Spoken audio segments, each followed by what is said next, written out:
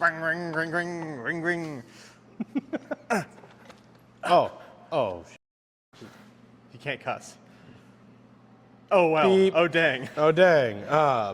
Welcome back to the shop. We're back. Last episode, that was a boat anchor, and it was going in the ocean. This episode, it's going back in the Jeep, because ADD 123. Yeah. Nope, cylinder head's fixed. We'll go over that. Shout out Classic Motor Machine. Did a bang up job on the old thing. We're gonna finish tearing it down, figure out what it needs, how bad it is. Know it's gonna need a water pump. Bottom end's still free, so we're probably just gonna pretend like it's brand new and ready to go. Let's pull the trans off, see what the clutch looks like, and probably pop this shifter off this transmission and see how bad that is. I have rebuilt one of these before. It's not bad, but it's also not fun. So hopefully that's still nice and sealed and everything's good to go. It just needs a little oil and maybe some shifter bushings. Everything will get a fresh coat of paint. Slide Eventually. it back together. Yep. Yeah, we have finished taking the drive shaft apart. Yeah. Got lazy on that one. Yeah, they enjoyed that. Tom, one of our podcast listeners and friends, commented. He's like, "Oh, I like how you guys forgot to take that off." We're like, "Yep, honest idiots working on junk." Professional. All right, let's go take a look at that cylinder head. Yeah.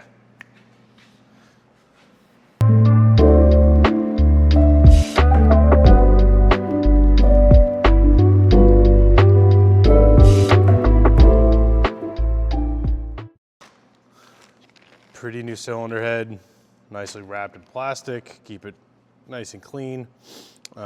This is, I swear, the same head that came off that motor that you guys saw last week. It just looks that good. And yes, this was cheaper than buying a junk 4-liter and putting it in here. Yeah. Look at that. Isn't that pretty? Ooh, it's not rusty anymore. So yeah, that is one old 4-liter or 4.2-liter cylinder head, freshly rebuilt, maybe. There we go. You'll notice I've got brand new valves, nicely decked and smooth, and all of the flash rust that was in the intake ports is gone, hence the new valves. The machine shop went through, shot peened the whole thing, essentially sandblasting it, cleaned it, decked it, did a full valve job, so everything is fully sealed. Went with the modern style valve seals for the nerds that are into that kind of stuff. Back in the 70s and 80s, they used a cup style seal that's known for leaking. So this is just remachined with modern 4-liter seals. Springs, keepers, all that stuff is nice and new. So I ruin it, trying to slide it. Hit! Yeah, not much more on that one. But it's new, it's clean. It's gonna get bolted down, painted up, and should run pretty good.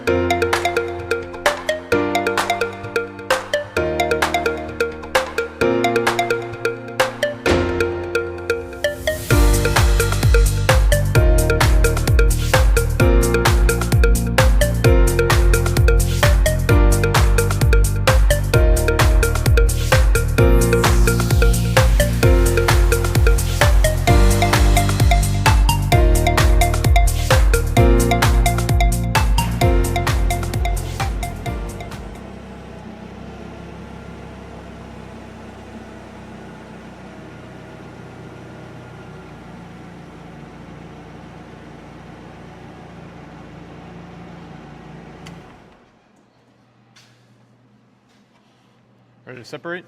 One more? 2 more.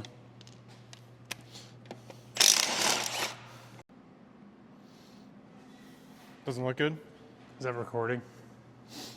Ooh. That's juicy. How does juice get in there? It's a great question, and it smells like oil. Oof. Oof. Are you ready to spend $800 on a cylinder head that's not going to get used? Not in a second. Unless they just oiled the bolts. What, in the 1920s? And there's oil still on them? Let's see what happens. Should be ready to separate now.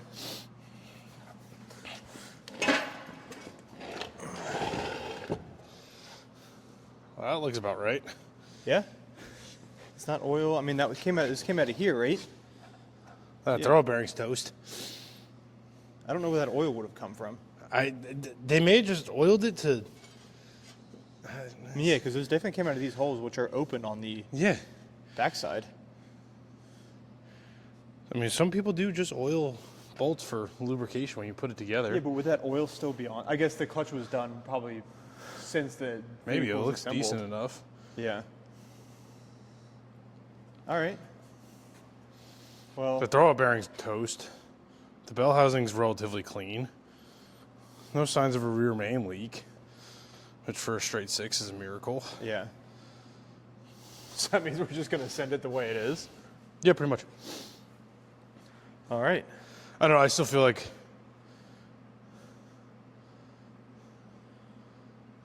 You want to strip it? I guess we're going to put it on the stand. we'll put it on the stand. We're gonna take the clutch off to put it on the stand. Probably leave the flywheel on, unless that looks really bad. We'll take that apart here in a second. We're gonna get bags for all the bolts. Pro tip: bag and tag. Yes, we did not do that before. That's why we're not putting the cylinder head on today. Tom may have lost the cylinder head bolts, which he says, I'm not a 4-liter expert. He says the 4.2 cylinder head bolts. No, 1/2-inch bolts. Oh, 1/2-inch bolts. Not There's just- 1/2-inch and 7/16 straight 6 bolts. Oh, are reusable. According to the internet. They are not torque to yield. Or they are torque to yield. They're not torque to No, stretch. torque to yield would be not reusable. Correct, so they're not torque to yield. Correct. Look at me knowing words. I learned that the hard way. You've heard about the Comanche before.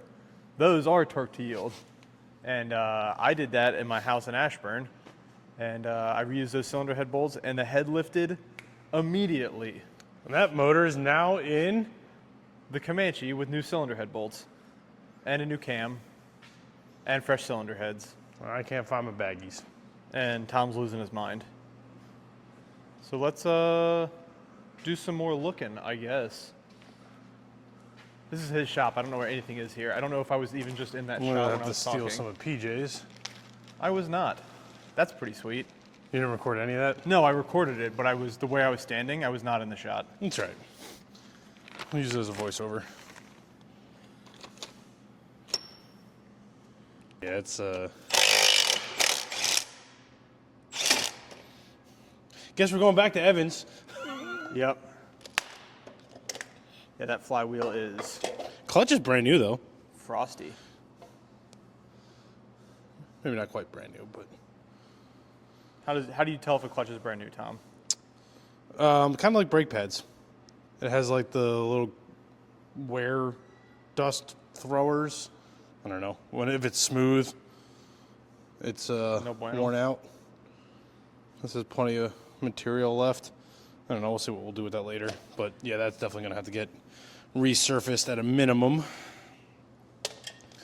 So put these back in the holes because we don't want to lose them for now. Do a quick lift him up and put him on the stand. I'm gonna pop this flywheel off first. And grab me a 3/4 out of your box. Yeah.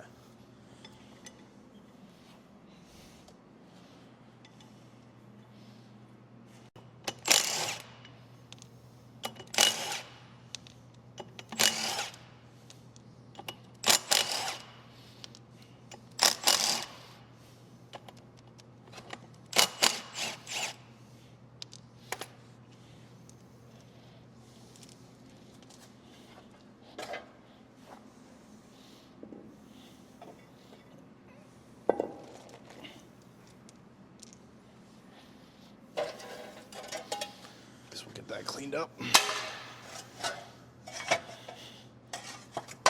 Feels like a job with a sandblaster. Yep. Which is working great now that I figured out what's wrong with it. There was a hole in the siphon tube. Nice. So we put new rubber hose on it, and that works really good. Go figure.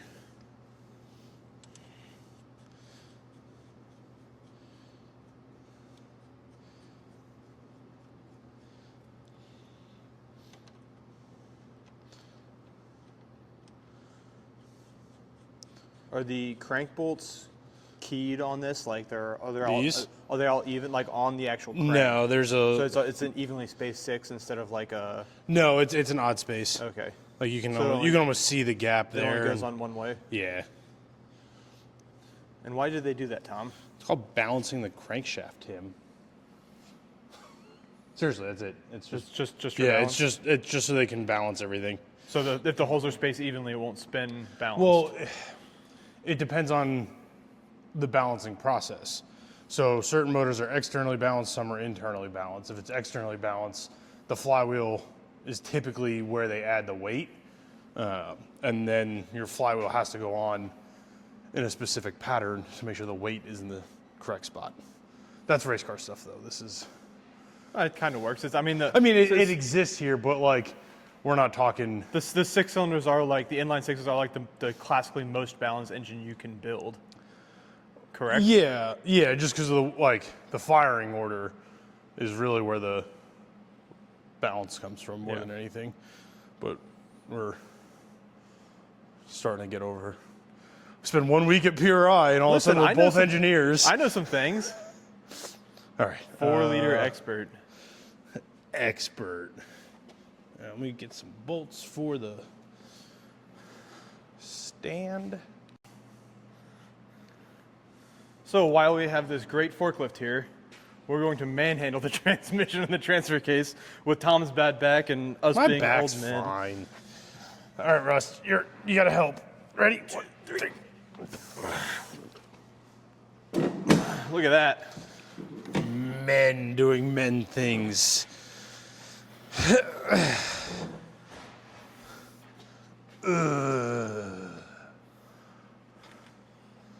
right. I just kicked the tripod. I go stand on the other side of it and talk about it again, Tom. Rusty. That's not good. That's not good. Who does that? That's a good spot right there. Oh, I'm starting to sense a theme with this poor thing. For something that's never been stored outside, a lot of water. Yeah. I'm going to guess at some point this was a reman transfer case, because they just have the temporary plastic plugs in what would be the actuator or the four-wheel drive sensor holes.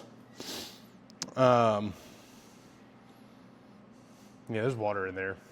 Like a lot of water? It's one of those situations where any water is bad water. Oh yeah, look at that. So hopefully that's Under the not, plugs. Oh yeah, they're not exactly sealed. Well, not They're sealed, just temporary bits. Luckily you have a Dana 300 at home. They're also relatively easy to rebuild. Just kind of the old escalation process here. This quick flip is turning into not such the quick flip anymore, Tom. I mean, it's still a quick flip. I guess we'll unbolt the transfer case at this point, because there will be a nice big opening here that we'll be able to see everything. I think that's the right move, and then we can save your toolbox from collapse. It's not going to collapse. It'll be fine.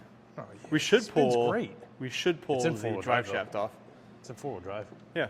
Look at that. So four-wheel drive works. Yep. Transfer case spins. You're very good at not facing the camera when you do things. Oh yeah, that's all right. There's a camera over there. Just trying to keep it realistic for you guys. I'll tell you what, for being full of water, Shifts really well. I got all my gears. That's good. Maybe we're lucky. Maybe that's just a little bit of water that it picked up from sitting in my driveway, and it isn't just like 30 years of water. Maybe it's like 30 days of water. Yeah, it doesn't open. Harbor Freight, do me a favor when you come out with like the next version of this, allow the drawers to open with the lid closed. That box is 7 years old, Tom. I know, that's what I'm saying. On the next version, because this is dumb. Why put the lid here to put shit on if I can't open the tools? I guess we'll walk all the way across the shop to my toolbox. You need that half-inch I mean, the trick wrench. is it's got these pins that push down to lock everything. You just cut the pins off while it's up, and you can Or open they them. could just not put the pins in at all. Fair. How's that for an idea? Yeah, that was not a good idea to trap our tools under the transmission, which we did talk about. But Yeah, I'm like, well, you screw know, it. we have other tools to use. Luckily, we have 2 of my tools out. 3. I have 2 of your sockets and that wrench. Rock and roll McDonald's. They are none of the tools that we need right now. So I'm gonna go get my Excellent. wrench. I'm gonna drink some coffee and probably go wash my hands so I don't ruin my coffee cup. Day late and $1 short, but we're finally removing this stubborn drive shaft. I mean, it was the leash for when we had to walk the drivetrain around It the was, shop. and it was a lift point for when we just lifted it onto my toolbox. Look at that. Have to add this to the please sandblast me pile. Yeah, new U joints. Yeah. Maybe we'll see if they move. Yeah, I think U joints are as this project goes on, optional. You're gonna spend more money than you wanted to. partially, but also the development of the final goal is there. I think the plan's gonna be basically make it so whoever buys it can take it to a body shop. Are you still saying whoever buys it? Yeah. You're not revealing the final plan? No. Because I don't know if that's true or not yet. No, what the oh, really? So the one U joint is going to be the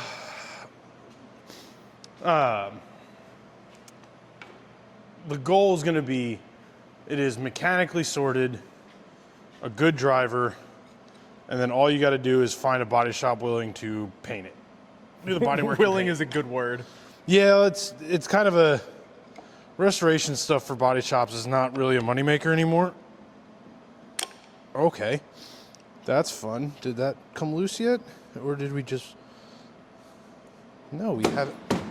Ow! Stay. This is gonna get interesting. Maybe all of a sudden cutting this off wasn't such a dumb idea last time. Because this U-joint, or U-bolt, one U-bolt comes off, no problem. The other one, very, very, very snug. I need a different wrench, and I don't know where it is. This is kind of inconvenient. Remind me to organize my tools before we film next time.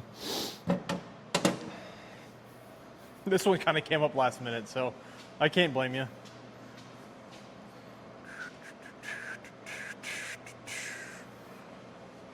All right, are we gonna get lucky? We are.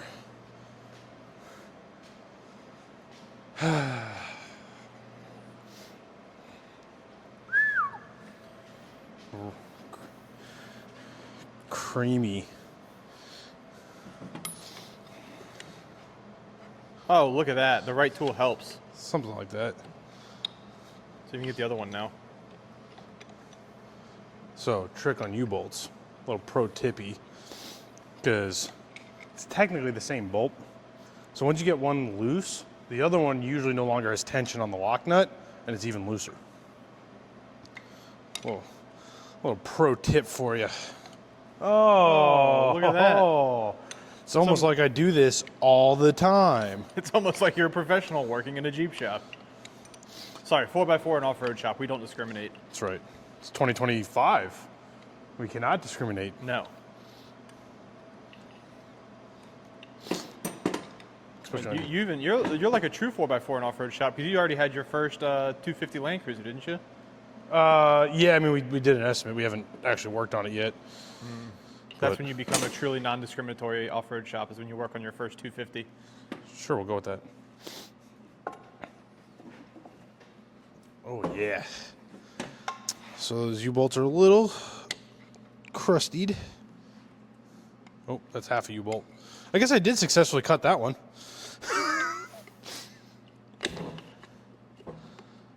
As I knocked the... Wow. Whiff. As I knocked the whole thing off the stand.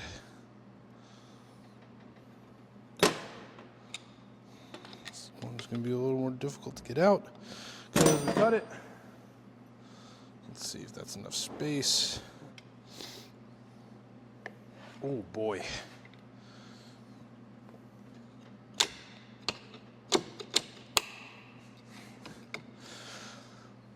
Oh wait, it might be on the cart. Nope.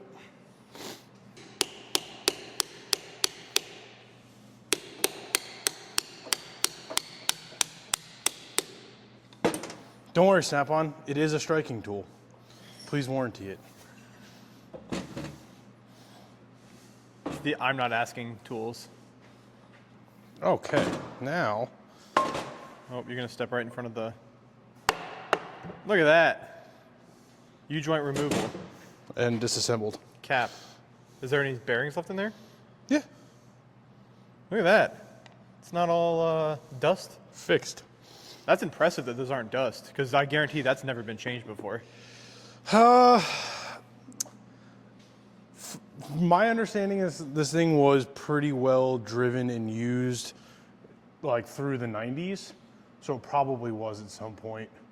Now, it may be a 30-year-old with like 15 miles on it, but... Because when I took the Cherokee apart, all of my needle bearings... Those were probably the original ones. Those were dust. Yeah, that makes sense. What do we have?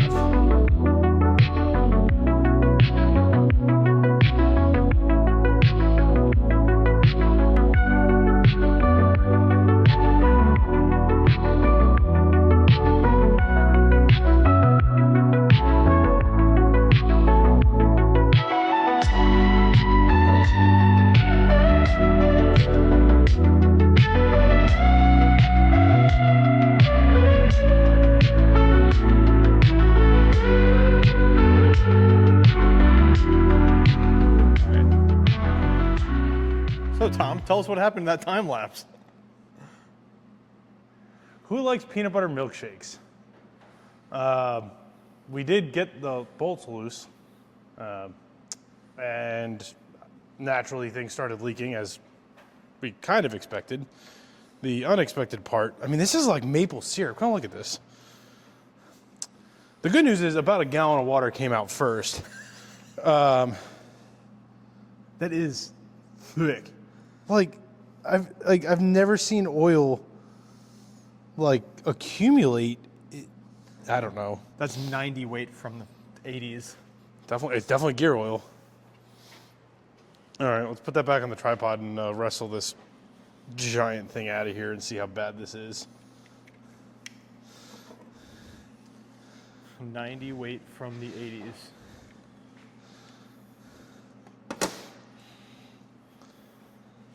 All right, that's the last nut. Poor toolbox. So we'll clean it off. Let's roll this back. That's the thickest oil I've seen in my entire life. Yeah, it's wild. And I've seen, it's not even absorbing into the absorbent pad. I've seen crude oil, and this is thicker. Yeah. Oh.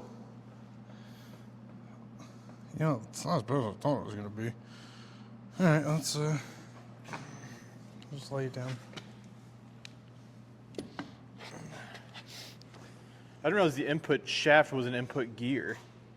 Yeah, on the earlies. So we've been calling this a Dana 300. I'm realizing it's a Dana 20. Okay. I'm looking at it. Same basic idea, but we're still recording? Yeah. Oh, okay, good. Yeah, Dana 20, not Dana 30 or 300. I keep forgetting this is a 78. So there's a lot of stuff that changes in the 80s. I mean, It's a little bit of pitting.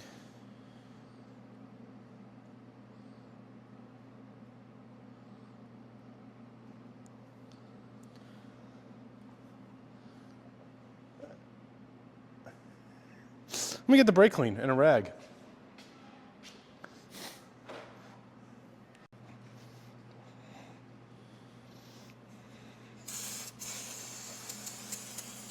That good chlorinated stuff. Oh yeah, none of that California crap. Leave you loopy.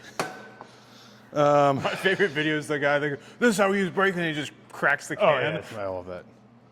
I cringe because it's like, you know, $4 a can these days. But, yeah. We're gonna be doing some drivetrain work. Why do you say that? What are you looking at as we do a detail shot on here that makes you think we'd be doing drivetrain work? The rusty gear teeth. Oh yeah, look at that. That's like, here, back that up just a touch. That's not oil staining. Well, from all the water that came out, I'm surprised it's that good. Yeah, I don't disagree.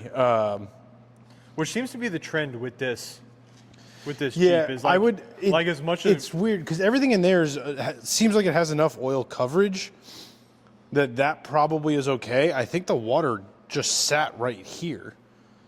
If this output shaft seal is okay, the transmission's probably okay, which we will pull the shifter and find out because the shifter's always been a little tight, sticky.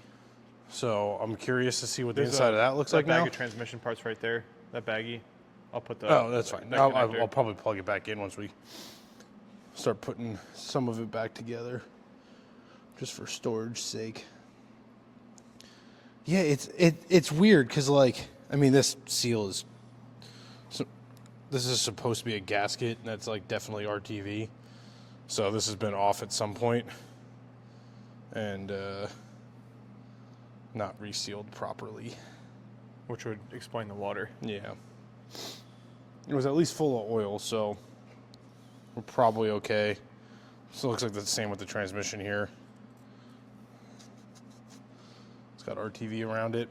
Well, let's grab a socket and pop that off.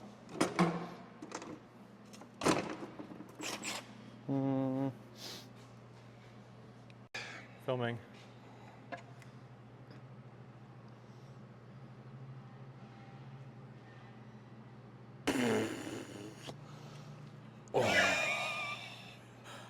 Oh, that's not good. That's not good. There's no oil in that. Yeah. Yep. There's no oil in that. Nope. There hasn't been for quite some time. The weird thing is it still shifts and it still spins. That's the glory of 70s and 80s iron. I don't disagree with you. The reason, in my opinion, the reasoning behind that, the tolerances that they would have used to machine all this are so big That it still works. it doesn't matter if this happens. But that also creates other problems elsewhere. Like where? bad seals and wear. Like if you put 200,000 miles on this, it won't. it just won't. I don't see any broken synchros though.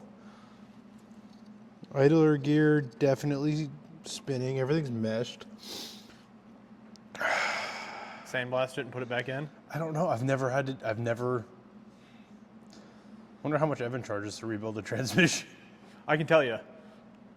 Yeah, but was it a My prices were it was a pull. It was a pull. a what? When he had to pull the whole transmission, we just dropped Yeah. the Jeep off. Yeah, but that was also how many years ago? Yeah, for real. Prices have gone up since then. Yeah, but it was also, was it a T18? These are the simplest transmissions. Like No, it was a T 150, 4-speed. 4C Your with, CJ 4-speed. with an overdrive. Or underdrive. It had 5 years. What year was your CJ? 83. Pretty sure that's a 150, the T150. But it's either an underdrive or an overdrive. It's a 4-speed with an underdrive or overdrive. No, I have actually done one of these, and I swore I would never do another one. But I've also gotten pretty good at stuff like this these days. So maybe we do tackle this. I don't know. Oh boy. Good thing we didn't put a 4-liter in front of this. It had blowed up. No, it would have just made a bunch of noise.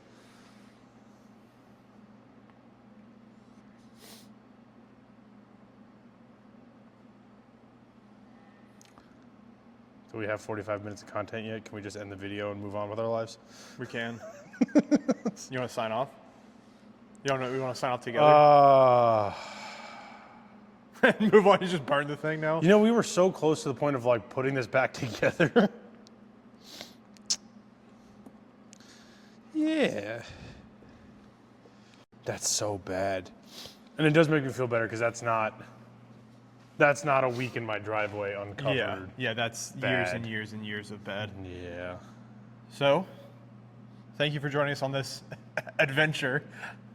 We're going to figure out how the hell to fix this because we didn't expect it. It's always the expensive shit. It's always the expensive stuff. Next video, we'll either be rebuilding one or we'll be putting it back in because we sent it to the machine shop because we didn't want to deal with it. Or we'll be parting out a CJ5. The 4-liter swap is still an option. No, it's not. Not after what you spent on that cylinder head. No, we got to keep the thing numbers matching. If we're putting it together, we got to keep the original parts. That's kind of my. God, it's even it's like flaking in here. Yeah, it's bad. It's bad. The nice thing is I can get shifter assemblies. I can buy a whole new one of those. Yeah. And they're not that expensive. And you probably find, numbers matching if you care about it, but you can probably find a T18 that's in decenter shape. I don't know if it'll be any cheaper than rebuilding it myself. Fair. Because like I said, I've done them before. It's very simple. Yeah, it can't be that hard. It's literally, it's this shaft. Pull the bell housing off, a couple bearings, a couple clips, and basically everything just comes right out. Just put a new shaft in there. Yeah, New cogs. The problem is the one I did last was just like synchros and bearings and clips and seals. It wasn't teeth. Yeah. But if you flip it over, it looks good. Yeah. Until it spins back. Yeah, it's be doing some research. Yeah. Yeah, this has turned into a fun one. I'm definitely not worried about. That we can rebuild all day long. Yeah. I actually just did one like 2 weeks ago. So next time you see us, we'll either be rebuilding or reinstalling. We'll definitely be rebuilding. Or starting another project. Yeah, or starting another project. We'll definitely be rebuilding the Dana 20 is what we decided it was. Yeah. Yeah, so that's an easy, fun one. We'll spend some time on a workbench, not on top of my toolbox, getting everything all oily, and get that figured out. But that's it for this week, guys. Make sure you like and subscribe and share. Hopefully the audio is better. I know the audio is better. It's proven to be better. Yeah. Let us know. We're in this thing now. It's not. Oh yeah. Yeah, we're in it now. The hard part's just started, but the hard part is we're in the apex of the hard part, I believe. Is that I don't think this project can get much harder. It's just reassembly and rebuild and reassembly. Yeah. So I still think we got a solid Jeep. It is definitely still a solid Jeep. So like, share, subscribe, and I don't know what can we ask them to do? Should we just light it on fire? I don't think so. No. If anybody happens to have one or be really good at rebuilding these, give me a shout. Yep, because we'll need it. You can be featured on our small YouTube channel. Yeah. It's yeah. All right, guys. Thanks for watching, and we will see you next week.